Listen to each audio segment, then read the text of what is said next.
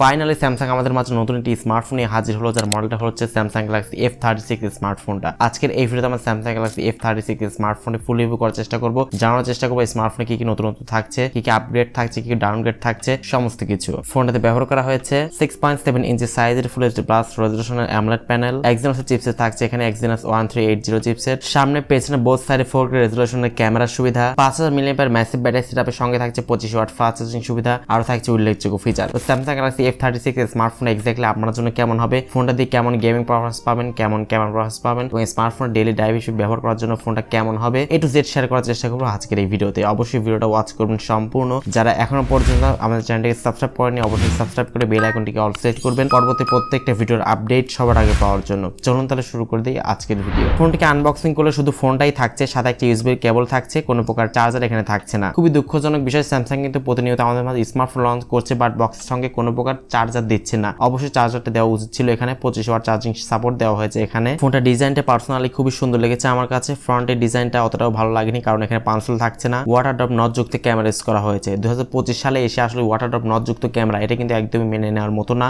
অবশ্যই এখানে ফ্রন্টে কিন্তু পাঞ্চল দিতে পারতো, মিডল পাঞ্চল অথবা সাইড পাঞ্চল দিতে পারতো, বাট এখানে কিন্তু water drop notch camera use করা হয়েছে। ডিসপ্লে চিন এবং বেজেল এরিয়া লোয়ার চিনটা অনেকটাই মোটা রাখা হয়েছে, দেখতে খুব একটা বেশি ভালো লাগছে না। ব্যাক সাইড ডিজাইনটি মোটামুটি এভারেজ লেগেছে, ফ্রন্টে কিন্তু খুব একটা বেশি পছন্দ হয়নি আমার কাছে। ফোনটা ওয়েট রাখা হচ্ছে 197 গ্রাম। ফোনটা ওয়েটটা একটু ভারী রাখা হয়েছে বাট ব্যাটারি ক্যাপাসিটিটা 5000 mAh দেওয়া হয়েছে, সেই তুলনায় একটু বেশি ভারী রাখা হয়েছে স্মার্টফোনটা। 7.7 মিলিমিটার এই ফোনটা থিকনেস রাখা হয়েছে। পোর্টস এবং বাটনের কথা বলতে গেলে ফোনটা ডান সাইডে থাকছে ভলিউম আপ ডাউন বাটন এবং পাওয়ার বাটন, নিচে থাকছে type C port, microphone, 3D speaker এবং কোনো প্রকার 3.5 মিলিমিটার হেডফোন জ্যাকের সুবিধা এখানে থাকছে না। ফোনটা ডিসপ্লেতে ইউজ করা হয়েছে 6.7 ইঞ্চি সাইজের এটি ফুল এইচডি প্লাস রেজোলিউশনের সুপার অ্যামোলেড ডিসপ্লে, সঙ্গে থাকছে 120 হার্টজ এটি রিফ্রেশের সুবিধা। কোর্নিং গোয়েলা গ্লাসের ভিক্টাস প্লাস এখানে ডিসপ্লে প্রোটেকশন ইউজ করা হয়েছে। তো যেহেতু ফুল এইচডি প্লাস থাকছে এখানে এবং সুপার অ্যামোলেড থাকছে, তো সেক্ষেত্রে অবশ্যই কালার কোয়ালিটি এবং স্যাচুরেশন নিয়ে কোনো প্রকার সমস্যা আপনাকে ফেস করতে হবে না। আউটডোর ডেস্ক সানলাইটের ফোনটিকে ইউজ করার সময় কোনো প্রকার শার্পনেস বা ব্রাইটনেস জনিত কোনো সমস্যা কিন্তু আপনি ফেস করবেন না। ডিসপ্লে কোয়ালিটি স্যামসাং এর ডিসপ্লে বুঝতে পারছেন, colour quality, saturation, viewing angle সমস্ত কিছু কিন্তু একদম পারফেক্ট ছিল।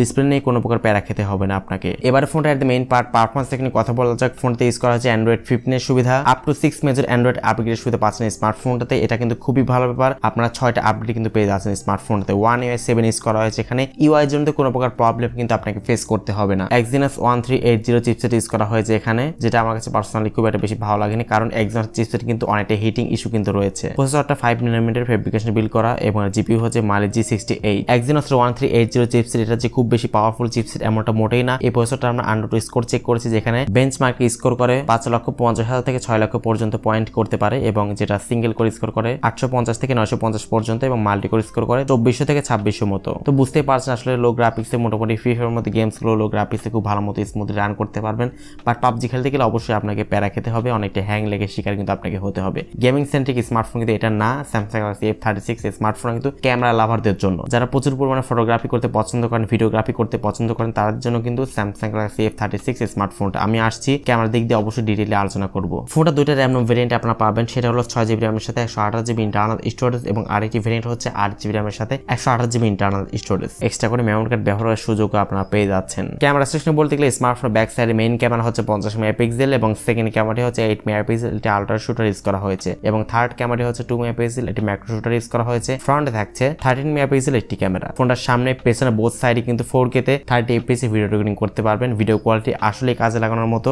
অসাধারণ ভিডিও আউটপুট দিচ্ছিল, এবং এখানে ইআইএস রয়েছে, অবশ্যই জাইরো ইআইএস রয়েছে এখানে, তার মাধ্যমে কিন্তু স্টেবিলাইজেশন সুবিধা পেয়ে যাচ্ছেন। ভিডিও করতে গেলে কোনো প্রকার কাপাকাপি করবে না, একদম স্মুথ ভিডিও আপনারা পেয়ে যাবেন স্মার্টফোনটা থেকে। ফটো কোয়ালিটি স্যাম্পল কিন্তু যথেষ্ট ভালো থাকছে স্মার্টফোনটাতে, ডে লাইট কন্ডিশনে খুবই ভালো ছবি কিন্তু পাওয়া যায়। এছাড়া ফোনটা থাকছে লাউড স্পিকার, কোনো প্রকার 3.5 মিলিমিটার হেডফোন জ্যাকের সুবিধা এখানে থাকছে না। ইউএসবি টাইপ সি পোর্টের সুবিধা পাচ্ছেন, NFC সুবিধা পাচ্ছেন, এবং এই স্মার্টফোনতে কিন্তু ইন ডিসপ্লে ফিঙ্গার থাকছে না, সাইড মাউন্টেড ফিঙ্গারপ্রিন্ট স্ক্যানার থাকছে, যেটা কিন্তু আমাকে পার্সোনালি অনেক বেশি হতাশ করেছে, কারণ এখানে সুপার অ্যামোলেড ডিসপ্লে থাকছে, এখানে কিন্তু ইন ডিসপ্লে কিন্তু দেওয়া যেত ইচ্ছা করলেই, বাট এখানে কিন্তু সাইড মাউন্টেড ফিঙ্গারপ্রিন্ট স্ক্যানার দিয়েছে company. Samsung Galaxy F36 smartphone কিন্তু এখনো পর্যন্ত আপকামিং রয়েছে। ফোনটা ইন্ডিয়াতে কিন্তু লঞ্চ করা হয়েছে, ফোনটা বাংলাদেশে খুব শীঘ্রই কিন্তু লঞ্চ করা হবে। ফোনটা বাংলাদেশে লঞ্চ হতে ফোনের প্রাইসটা হতে পারে সম্ভবত বেস ভেরিয়েন্টটা আন্ডার 30K প্রাইস পয়েন্টের মধ্যেই রাখা হবে, বাট এই প্রাইস পয়েন্টে অবশ্যই আপনার গেমিং করতে গেলে খুব একটা গেমিং রেজাল্ট কিন্তু আপনারা ভালো পাবেন না। আমি প্রথমে বলেছি Exynos চিপসেট থাকছে এখানে, Exynos 1380 চিপসেট এখানে ইউজ করা হয়েছে। ক্যামেরা অবশ্যই ভালো থাকছে এখানে, এটা বলতেই হচ্ছে, কারণ সামনে পেছনে বোথ সাইডে কিন্তু 4K থাকছে, তো অবশ্যই ক্যামেরা দিক দিয়ে এই ফোনটা কিন্তু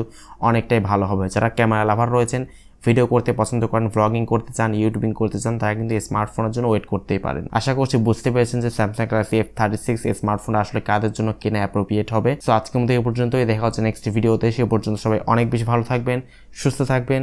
আল্লাহ হাফেজ।